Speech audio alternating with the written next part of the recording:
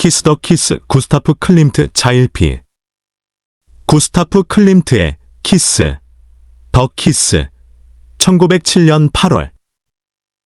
구스타프 클림트 아르누보 빈 분리파. 구스타프 클림트 고스타브 클림트 1862-1918는 오스트리아의 상징주의 화가이다. 키스 더 커스는 1907년 8월년에 그려졌다. 그림은 가로 180cm, 세로 180cm의 크기이다. 오스트리아 수도 빈의 벨베데레 미술관, 갤러리 벨비디어에 소장되어 있다. 사진 1. 벨베데레 미술관, 벨비디어 갤러리. 클림트는 19세기 말, 20세기 초에 새로운 예술사조 아르누보와 연계하여 오스트리아에서 빈 분리파, 위너 시세션 운동을 주도했다. 아르누보, 아우트 누보는 불어로 새로운 미술을 뜻한다. 각국에서 다양한 이름으로 불렸다. 독일, 오스트리아에서는 젊은 양식, 유스 스타일을 뜻하는 유겐트 슈틸, 유건 시틸이라고 하였다. 유겐트, 저겐드, 잡지에서 유래하였다. 순수 예술과 응용 예술 사이의 전통적인 구분을 무너뜨리며 미적 다양성을 추구하였다. 인테리어 디자인, 그래픽 아트, 가구, 유리 예술, 직물, 도자기, 보석 및 금속 공예 등 예술 분야 전반에서 널리 유행하였다.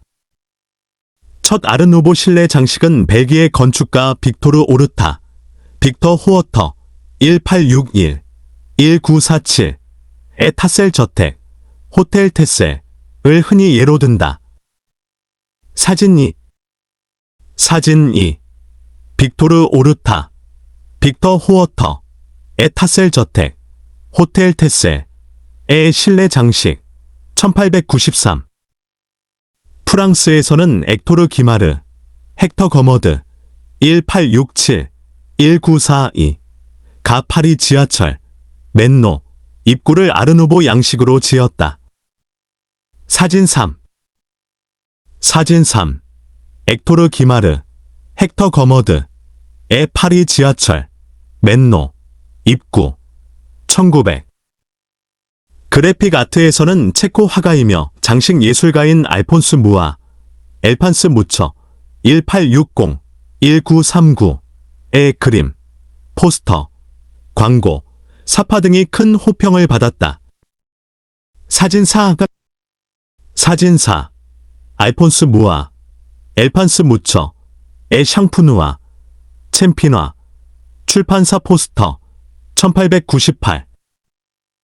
유럽 각국의 아르누보의 영향하에 1897년 클림트는 혁신적인 젊은 예술가들과 함께 오스트리아 예술인 협회를 탈퇴하였다. 전통적 예술 양식을 강요하는 기성 예술인들에 반발하여 빈 분리파를 결성하였다. 빈 분리파는 전통적이고 고식적인 오스트리아의 예술적 관행을 타파하고 그림, 조각, 건축, 공예 등 폭넓은 분야에서 새롭고 혁신적인 양식을 추구하였다. 1898년 요제프 올브리히가 설계한 빈 분리파 회관, 시세션 빌딩은 이들 정신을 잘 상징한다. 회관 정문이 상단에 각 시대에는 그 시대의 예술을, 예술에는 자유를, 더 자잇 이어 컨스트, 더 컨스트 이어 프라이아잇 이라고 쓰여 있다. 사진 5. 빈 분리파 회관, 시세션 주지보드. 화가 구스타프 클림트. 클림트는 1862년 빈 근교에서 3남 4녀 7형제 중 둘째로 태어났다. 아버지는 보헤미아 출신의 이민자로 금세공사였으나 가정 형편은 경제적으로 어려웠다. 클림트는 14살에 빈의 응용미술학교에 입학하여 7년간을 다녔다. 초기 그의 그림은 보수적 화풍을 따르고 있었다. 이듬해 동생 에른스트도 같은 학교에 입학하였다. 클림트 형제와 동창 프란츠 마치는 나중에 예술가 회사 공방을 설립하고 당시 유명한 건축회사로부터 일감을 받아 일했는데 사업은 성공적이었다.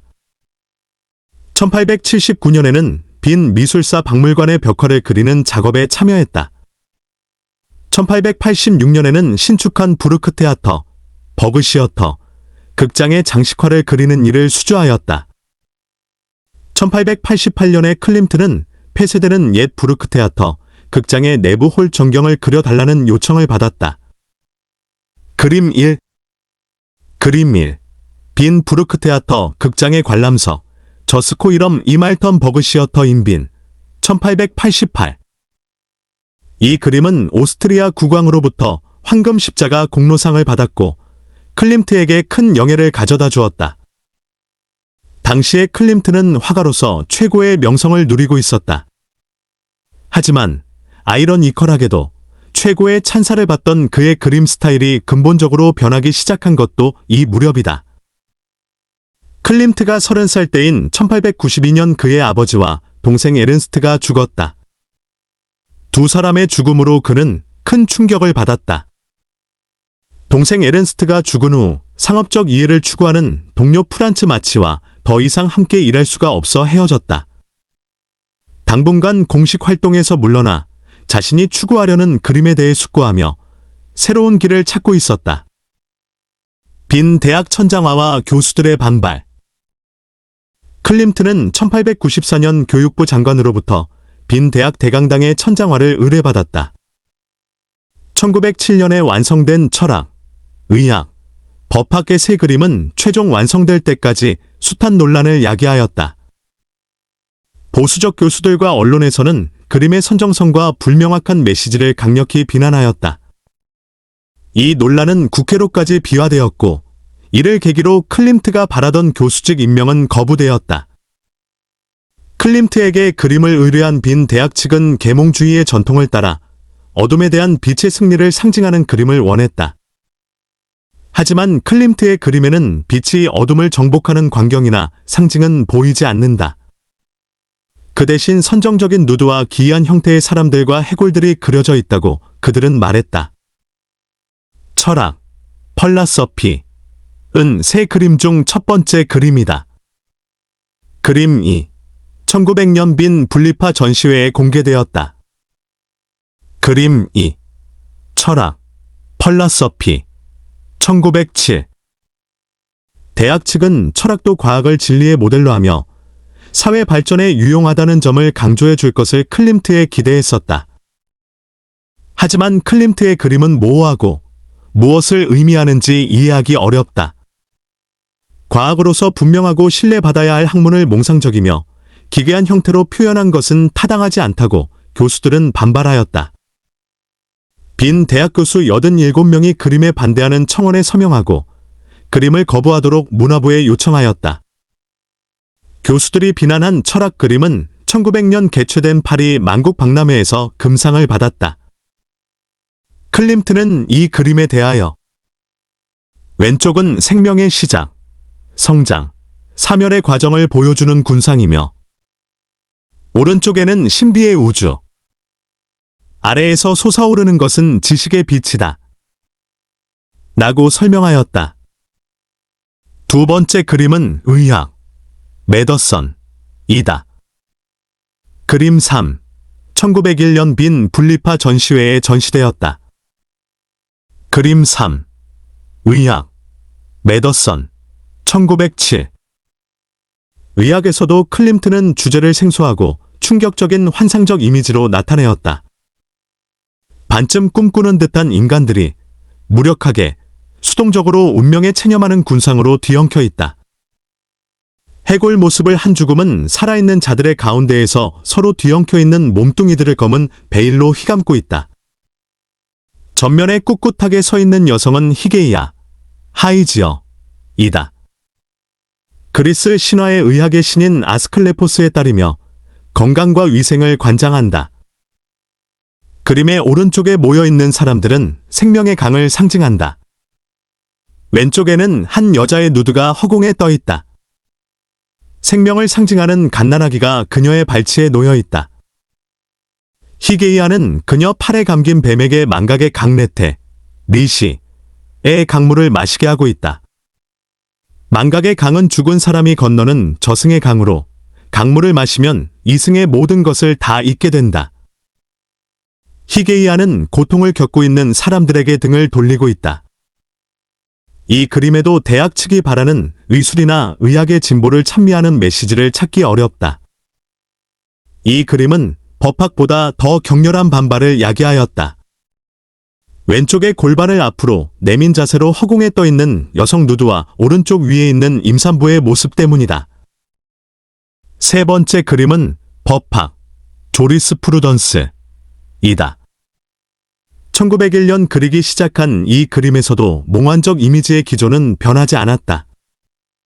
그림 4. 법학, 조리스프루던스 1907. 전면에 문어처럼 보이는 괴물의 발에 묶여 절망에 빠진 듯한 늙은 남자가 보인다. 법망에 덫에 걸려있는 것을 상징한다. 저 멀리 뒤편에는 법학의 이상을 상징하는 진리, 정의, 법률의 세 자매가 서 있는 것이 보인다.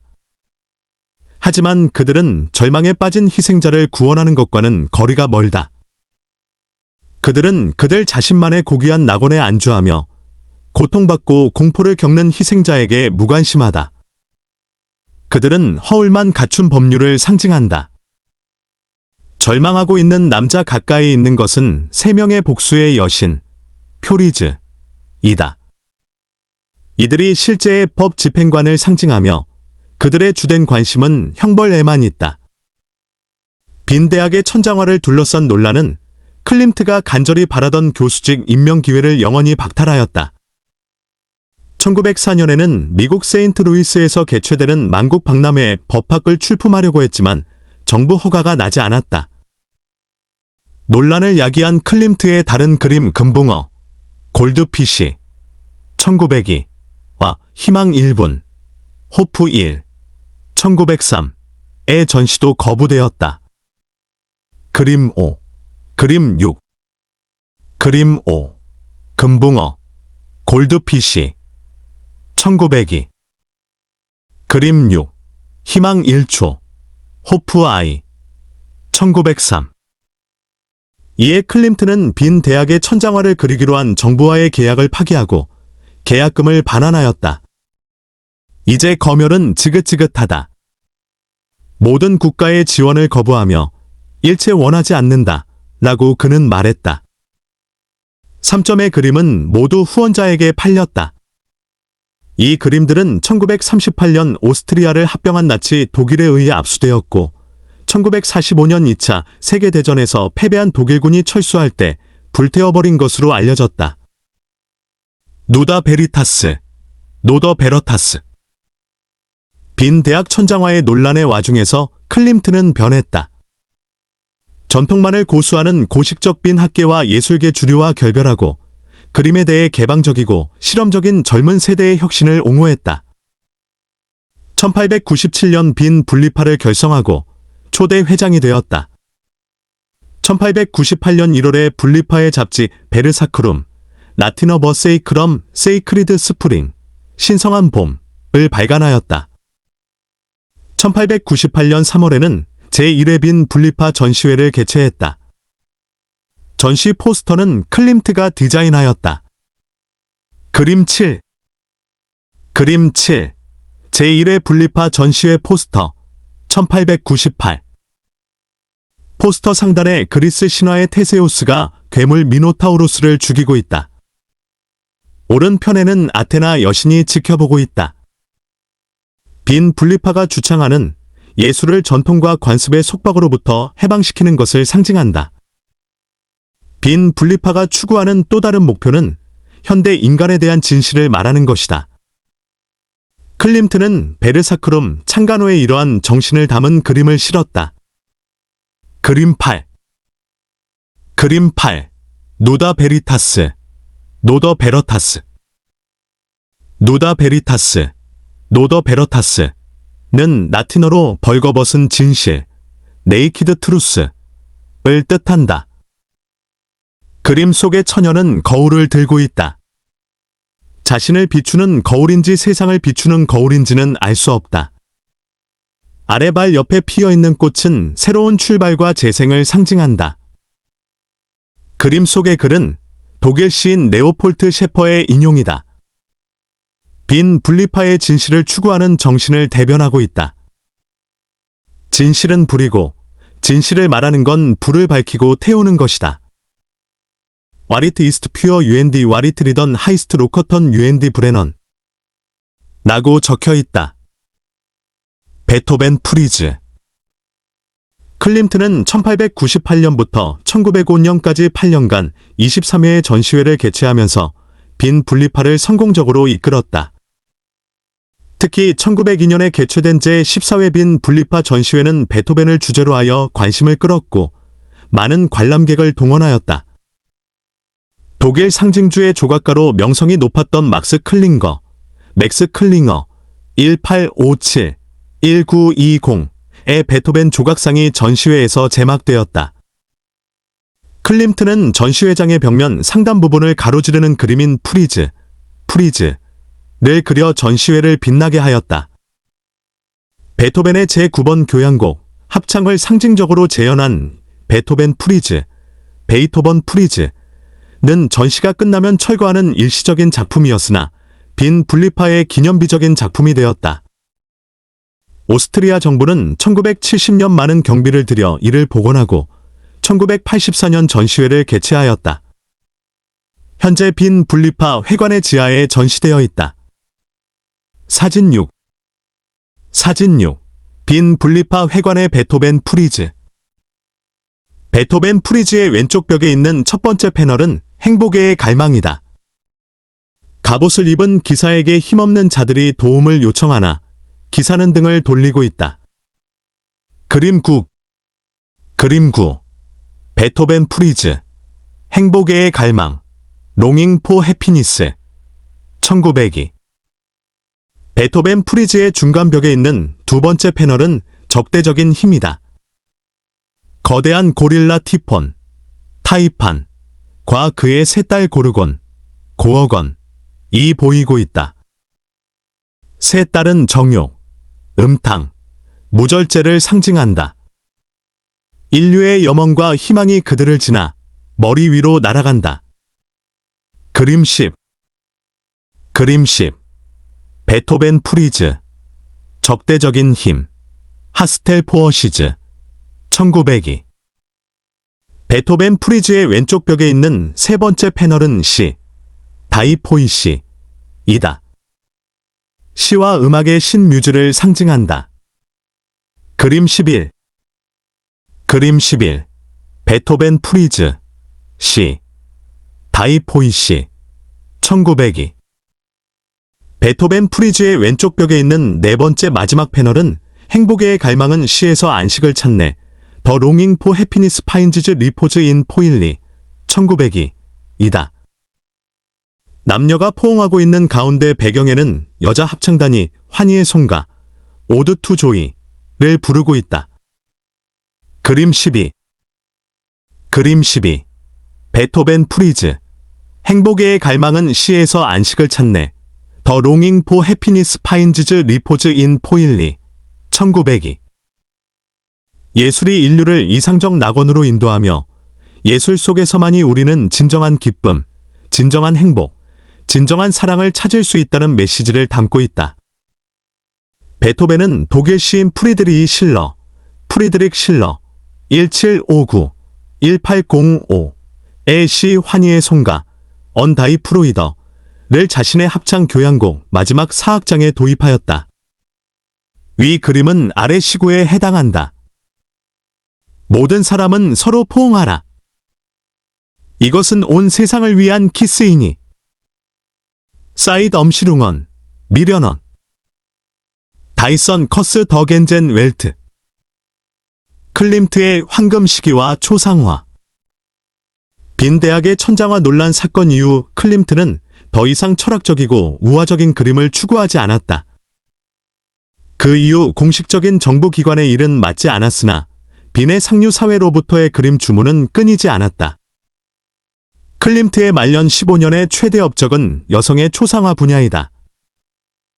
여성들의 대부분은 실물 크기에 심미적, 관능적으로 그려지고 장식적 요소로 배경을 구성하여 아름다움을 돋보이게 하였다. 그림 13, 그림 14, 그림 15. 그림 13. 프리차 리들러의 초상. 포어트러트 오브 프리트서 라일러. 1906. 그림 14. 아델레 블로우 바우어의 초상 2초. 포어트러트 오브 어델 블락바워 2. 1912. 그림 15. 에밀리 플래게의 초상. 포어트러트 오브 에멀리 플러지. 1902. 클림트의 황금 시기. 골던 페이즈는 금박과 금빛 장식을 두드러지게 사용하는 시기를 말한다. 화가로서의 그의 명성이 확고하고 경제적 여유를 누리고 있을 때와 일치한다. 클림트는 황금 시기 이전 그림인 팔라스 아테나, 팰러스 어시너, 1898와 유디트 1초, 주디스 1, 1901에서도 금을 사용하였다. 그림 16, 그림 17. 그림 16. 팔라스 아테나, 팰러스 어시너, 1898. 그림 17. 유디트 1초, 주디스 1, 1901. 하지만 클림트의 본격적인 황금 시기는 1907년 그가 이탈리아를 방문하여 비잔틴 예술의 모자이크화에서 영감을 받은 이후의 그림을 말한다. 아델레 블로우 바우어의 초상화, 포어트러트 오브 어델 블락바워 1, 1907와 키스, 더 키스, 1907년 8월,를 이 시기의 대표적 작품으로 들 수 있다.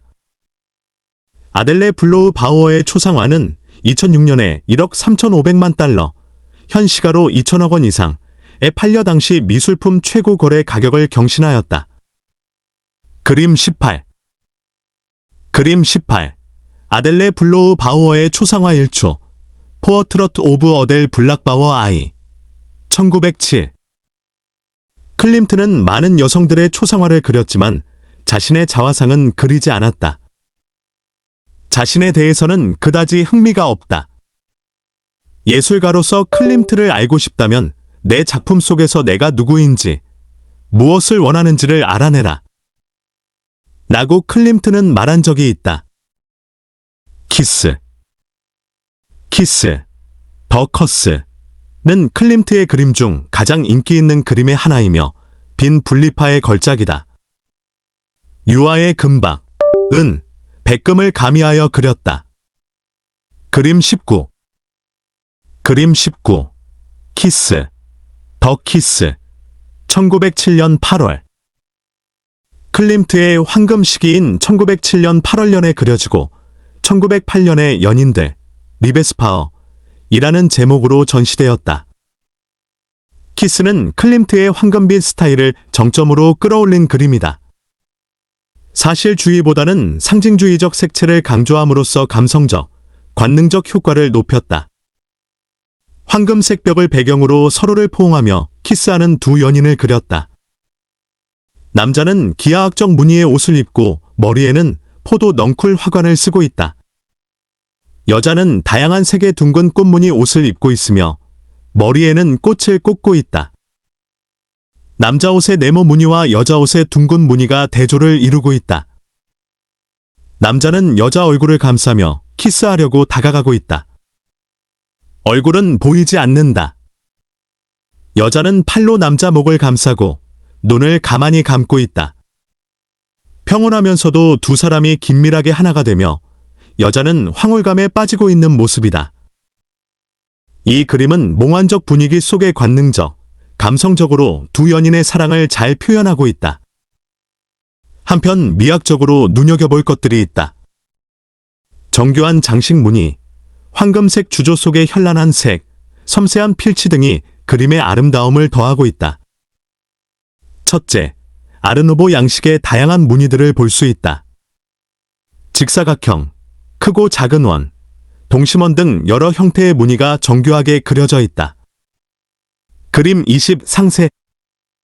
그림 20 상세. 아르누보 양식의 정교한 무늬. 둘째, 황금색이 주조를 이루지만 세부적으로 화려하고 선명한 색이 다양하게 나타나 있다. 특히 여자의 머리꽃 장식과 풀밭의 꽃들에서 보라, 하양, 파랑, 초록, 빨강, 주황 등이 세밀하게 그려져 있다. 그림 21 상색. 그림 21 상색. 다양하고 화려한 색. 셋째, 그림에서 압도적인 황금빛의 대담한 무늬 장식이 우선적으로 눈을 끈다. 하지만 인물을 그리는 섬세한 필치의 아름다움도 놓칠 수 없다. 특히 여자의 얼굴 윤곽, 눈썹, 코, 부드러운 손의 곡선 등이 클림트의 그림 특성을 잘 나타내고 있다. 그림 22 상색. 그림 22 상색. 섬세한 필치의 인물 묘사. 키스는 빈 대학 천장화가 완성된 직후 그려졌고 1908년에 일반에 전시되었다. 그림은 일반 대중의 열광적인 지지를 받았으며 전시할 당시 미완성이었음에도 정부, 벨베데레 미술관에서 이를 구입하였다. 키스에 대한 호의적 반응은 빈 대학 천장화 논란으로 적지 않은 마음의 고통을 겪은 클림트에게 큰 위안을 주었다.